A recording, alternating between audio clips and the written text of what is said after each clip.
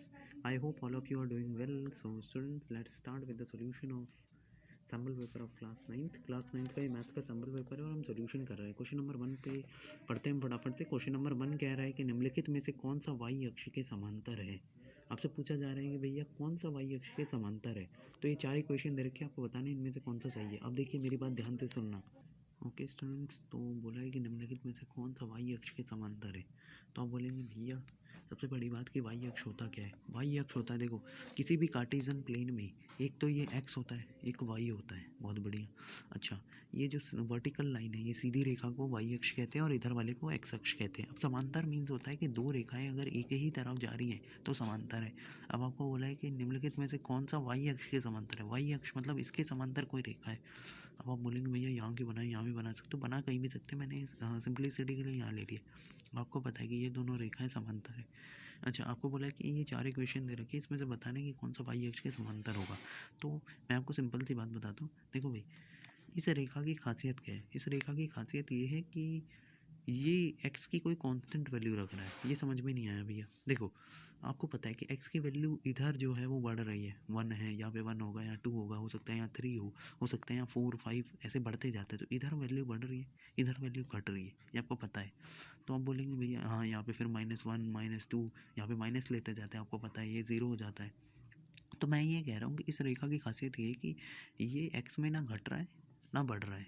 मतलब ये इस तरफ भी नहीं है, इस तरफ भी नहीं है। मतलब ये x की कोई कांस्टेंट वैल्यू, जैसे मान लीजिए 4 पे है, तो आप बोलोगे भैया ये जो है ये सिर्फ 4 पे से ही पास हो रहा है।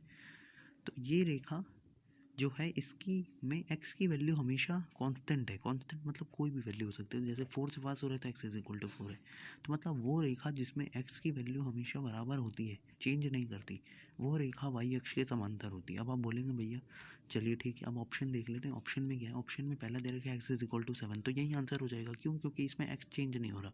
अब आप बोलेंगे भैया चलो आपको पता था आंसर, आप और बताइए कि और गलत क्यों है। तो पहला देखिए, दूसरा देखिए, दूसरे में बोला x प्लस वाई 3 है। इसमें देखिए x की वैल्यू चेंज हो रही है। कैसे भैया, कैसे चेंज हो रही है। तो ये वाला ऑप्शन क्यों गलत है, ध्यान से सुनिएगा। आप बोलेंगे भैया x जो है, x की अगर मैं कुछ और y लेते हैं, y की मैंने मान लो 1 वैल्यू डाली, तो x जो होगा वो 2 हो जाएगा। हाँ भैया, क्योंकि 2 + 1 3 होना चाहिए ना, तभी तो 2 होगा। हम बोलेंगे भैया अगर y की जगह मैंने 0 डाला तो फिर क्या नाम है, इसकी वैल्यू फिर दोबारा बदल जाएगी। कैसे, इसकी 3 हो जाएगी, तभी तो 3 + 0 3 होगा। मेरी बातें क्लियर होंगी। मैं क्या कहना चाह रहा हूँ कि भैया y को चेंज करते करते x भी चेंज हो रहा है, इसीलिए ये जो है ये y अक्ष के समांतर नहीं होगा। समझ में आ रहा है। अब बोलेंगे भैया ये बताइए ये कैसे गलत है। तो इसमें x और y बराबर है। अच्छा, y को 1 रखोगे तो x भी 1 हो जाएगा, y को 2 रखोगे तो x भी 2 हो जाएगा, मतलब इसमें भी x चेंज हो रहा है। अब बोलेंगे भैया इसका बताओ, ये तो सही लग रहा है। देखो अगला वाला है y इज इक्वल टू 11। इसमें ये बोला गया है कि y हमेशा 11 है। तो y अगर हमेशा 11 है तो इसकी लाइन ऐसी होगी। y अगर हमेशा 11 है तो इसकी लाइन ऐसी होगी कि मैं मान लेता हूँ ये 11 है, ठीक है, सिर्फ एक एग्जांपल है। तो लाइन एकदम ऐसी होगी। क्यों ऐसी क्यों बनाई भैया आपने, ये ऐसी क्यों बनाई। इसलिए बनाई क्योंकि अगर मैं ऐसी बनाता तो इसमें y की वैल्यू चेंज हो जाती, पर मैं चाह रहा हूँ सिर्फ 11 हो, इसलिए मैंने ऐसी रेखा बनाई। बात समझ में आ रही है।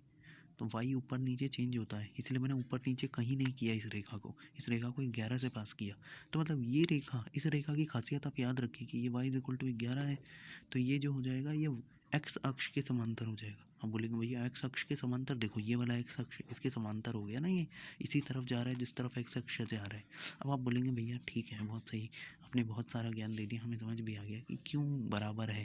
पर एक बात जो आपको याद रखनी है कि अगर कोई रेखा x अक्ष के समांतर है, x अक्ष के समांतर है, तो उसका y is equal to constant होगा। कॉन्स्टेंट मतलब कुछ भी हो सकता है, 1 2 3, समझ गए। अगर कोई y अक्ष के समांतर है तो उसका x is equal to constant होगा। कॉन्स्टेंट मतलब 1 2 3 4 कोई कॉन्स्टेंट वैल्यू हो सकती है। मेरी बातें क्लियर है कि अगर कोई x अक्ष के समांतर होता है तो y कॉन्स्टेंट होता है, y अक्ष के समांतर होता है तो x कॉन्स्टेंट होता है। बात समझ में आ गई, ठीक है। और रीज़न मैंने बता दिया क्योंकि उसका दूसरी वाली वैल्यू चेंज नहीं होती है। ये आपको मैंने पूरी डिटेल्ड एनालिसिस कर दी, क्वेश्चन कुछ भी आ सकता है, ठीक है। तो आपको ये याद रखना है, x अक्ष के समांतर होगा तो y कांस्टेंट है, y अक्ष के समांतर होगा तो x कांस्टेंट होगा। अब हम आते हैं सेकंड क्वेश्चन पे।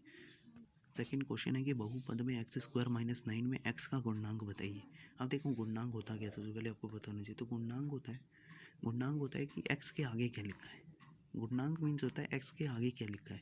इसको इंग्लिश में कोफिशिएंट कहते हैं, कुछ अंग्रेजी के विद्यार्थी समझ नहीं पा रहे होंगे तो कोफिशिएंट कहते हैं। आप बोलेंगे भैया ठीक है, कोफिशिएंट मतलब मान लीजिए। अब ये इक्वेशन देखिए, इस इक्वेशन सो स्टूडेंट्स इसमें x के आगे वाला क्या है? अब देखिए इसमें ये जो इक्वेशन है x² - 9, आप देखेंगे भैया इसमें तो x का कोई टर्म ही नहीं है। अब आपको कहीं कन्फ्यूज़न तो ना है कि भैया ये तो है x का स्क्वायर है, ये तुम्हें x का बोला है तो बोलेंगे भैया x वाली तो कोई टर्म ही नहीं है, तो x का गुणनांक 0 है। अब आप बोलेंगे भैया ठीक है, अच्छा जो है उसका गुणनांक बता सकते हैं क्या? तो पूछा जा सकता है कि x² का गुणनांक क्या है, तो बोलोगे भैया x² कहीं दिख रहा है? हाँ दिख रहा है। तो आप बोलेंगे भैया x² के आगे कुछ लिखा है? नहीं लिखा, तो इसका गुणनांक 1 हो जाएगा। बात समझ में आई? तो गुणनांक निकालने के लिए सबसे पहले आपको उस अक्षर को ढूंढना होता है जिसका गुणनांक ढूंढना है। मतलब x का है तो x ढूंढो, नहीं मिल रहा 0 होगा, तभी तो इसका गुण ये x नहीं है। बात समझ में आ गई? ठीक है, x² का पूछा है, x² ढूंढो, आगे जो लिखा है उसे आप आगे लिख दो। मैं एक एग्जांपल ले लेता हूँ, 2x² - 5। ठीक है, इसमें आपसे पूछा जाए कि भैया x² का गुणनांक बताइए, तो ये आप कमेंट कर देंगे आंसर, मुझे पता है अच्छे से। ये बहुत ही सिंपल क्वेश्चन है ना, ये 1 नंबर तो क्लियर है। x² का गुणनांक निकालना है तो आप बोलेंगे भैया अच्छा हमें डराएंगे, तो आप आगे से कर लेंगे। x² का गुणनांक आप कमेंट सेक्शन में डाल देंगे, ये सोल्यूशन हो जाएगा। अब हम आते हैं क्वेश्चन नंबर 3 में। क्वेश्चन नंबर 3 तो सबसे सिंपल है यार, सबसे छोटी प्राकृतिक संख्या।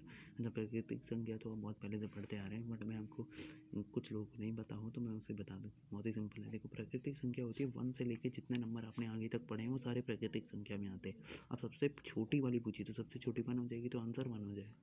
अब मैं बोल रहा हूँ यहाँ सॉल्यूशन डिटेल में लिया जाता है, तो एक तो आपसे पूछा जा सकता है पूर्ण संख्या क्या होती है, ये आपको बताना चाहिए। तो 0 से जो शुरू होती है ना, 0 से अंत तक, उसे पूर्ण संख्या कहते हैं। इसमें माइनस वाले नंबर नहीं आते, 0 1 2 आगे पूरे आएंगे। ठीक है, आप बोलेंगे ठीक है भैया पूर्ण संख्या, तो सबसे छोटी पूर्ण संख्या 0 होती है। आपसे ये सवाल भी पूछा जा सकता था। प्राकृतिक संख्या आप बोलेंगे भैया प्राकृतिक संख्या सबसे छोटी 1 है। क्लियर है? Now moving on to question number 4।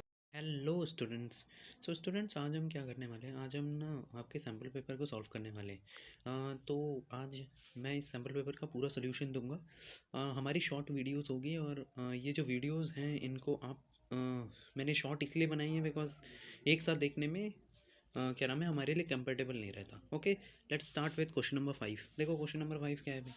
Question number 5 में बोला है कि भाई आपको एक ऐसा वो बना रखा है फिगर, और इसमें बोला है कि x की वैल्यू बताइए, x का मान ज्ञात कीजिए।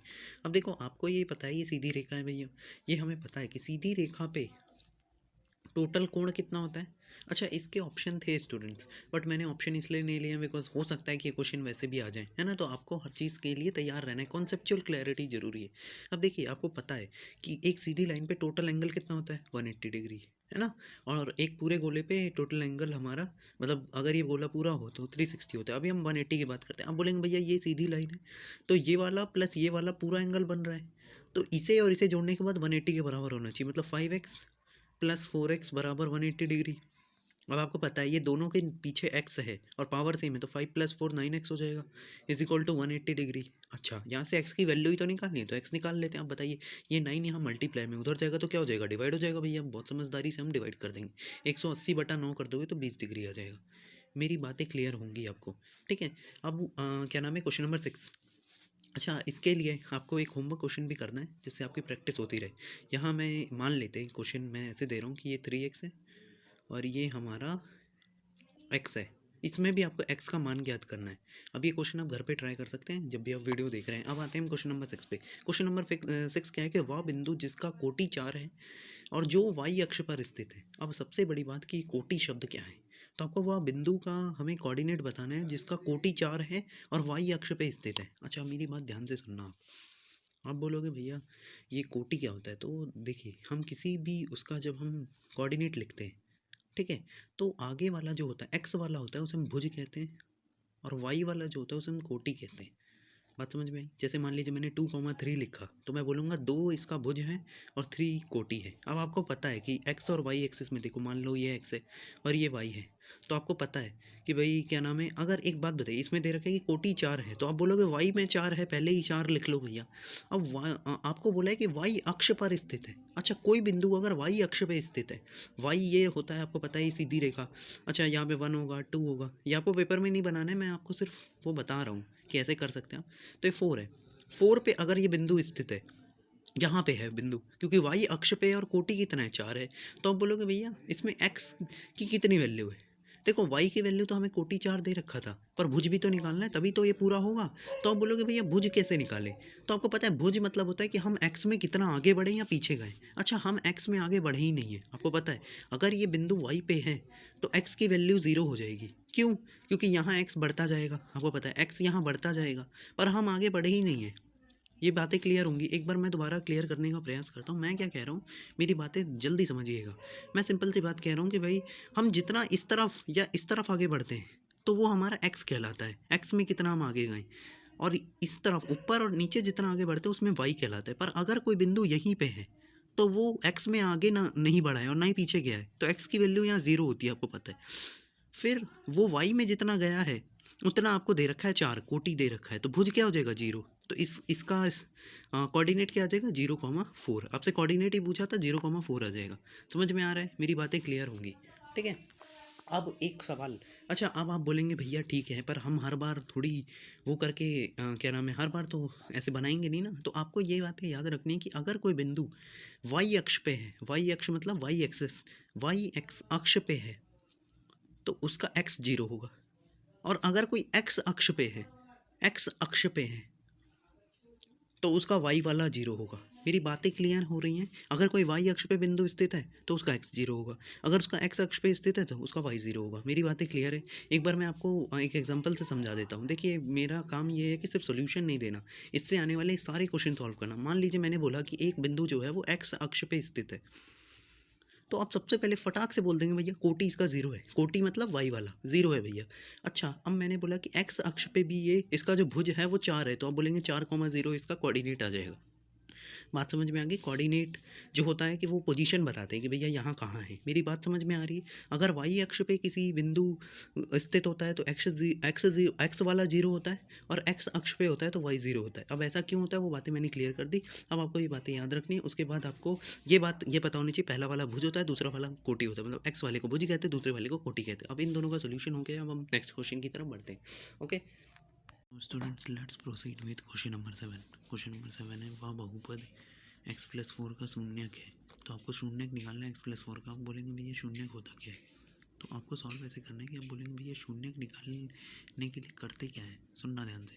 हाँ देखो यार, शून्य किसी भी चीज़ का निकालना उसको 0 के बराबर करो, और उसमें जो भी वेरिएबल है, वेरिएबल मतलब जिसकी वैल्यू आपको नहीं पता x, उसकी वैल्यू निकाल लो। अब बोलोगे भैया कैसे निकालें। तो इसको 0 के बराबर किया, उसके साथ में x की वैल्यू हमें नहीं पता थी तो इस वेरिएबल की वैल्यू निकाली। बोलोगे भैया वेरिएबल की वैल्यू कैसे निकलेगी। तो ये प्लस है तो उधर जाएगा तो माइनस हो जाएगा, तो x की वैल्यू -4।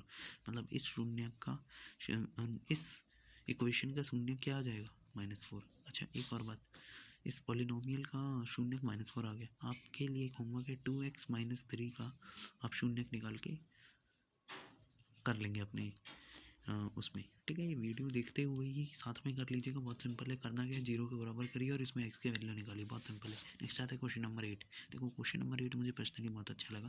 क्वेश्चन क्या है ध्यान से सुनना। इसमें ये दे रखा है कि यदि s - a 8 है, s - b 12 है, s - c 14 है, तो हमें इसमें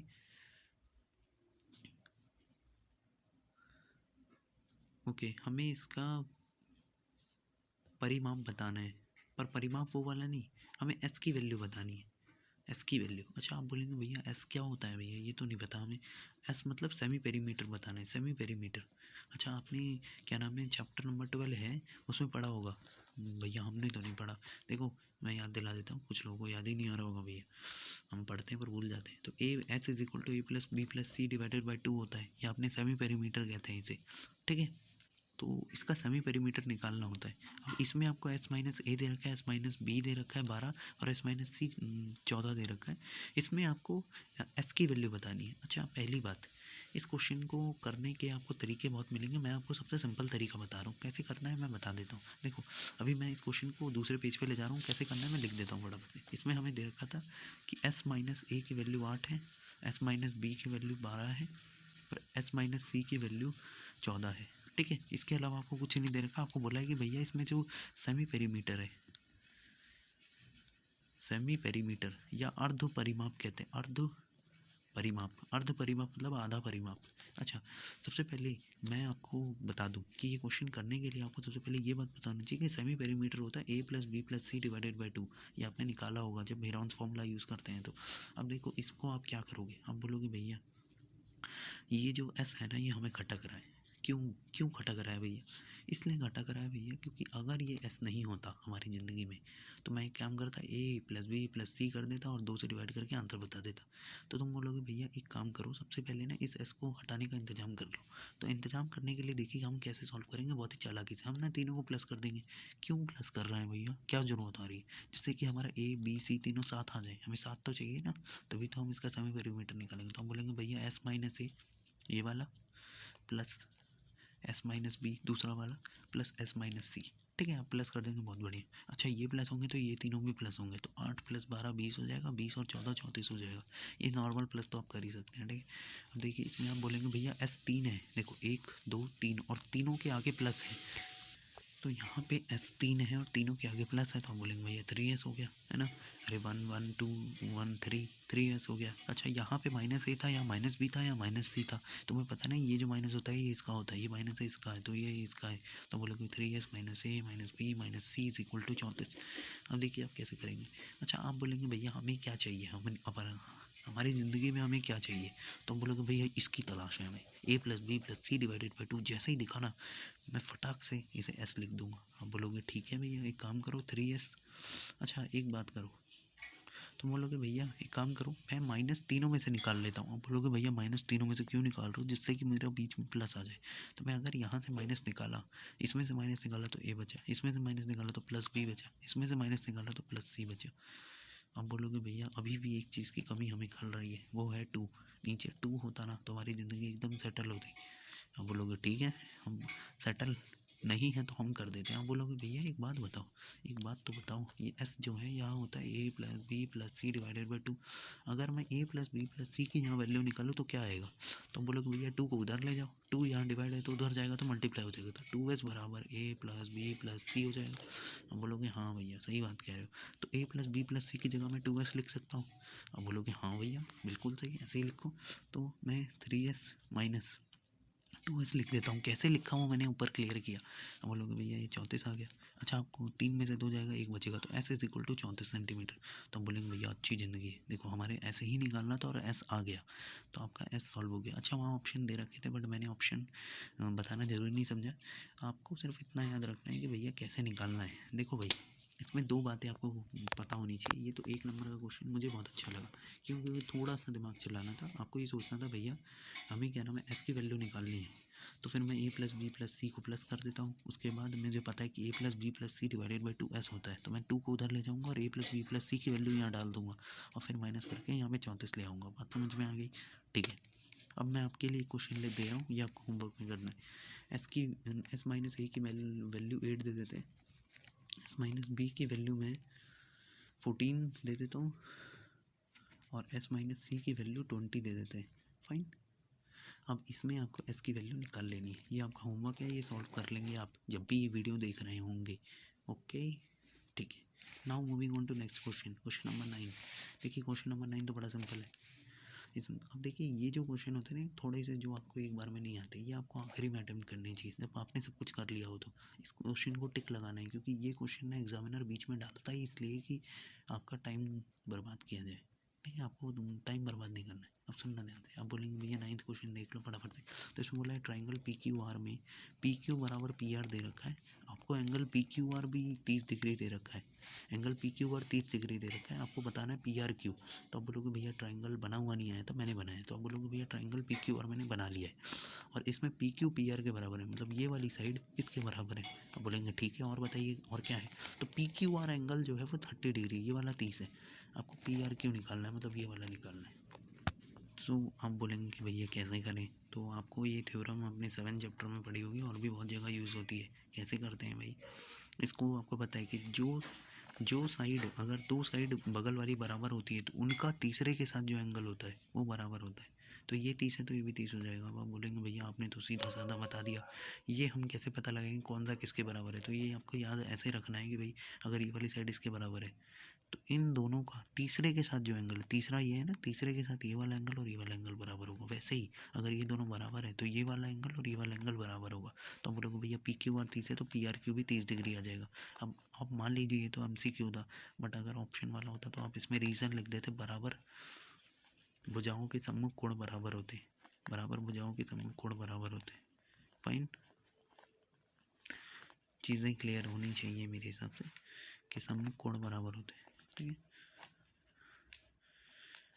तो आप एक क्वेश्चन और बता देंगे, मैं होमवर्क देता हूँ साथ में, आप अभी सॉल्व करेंगे जब आप वीडियो देख रहे हो। तो ये वाला इसके बराबर है और ये आपका मान लीजिए 70 है, तो बता दीजिए ये वाला एंगल कितना होगा, ठीक है।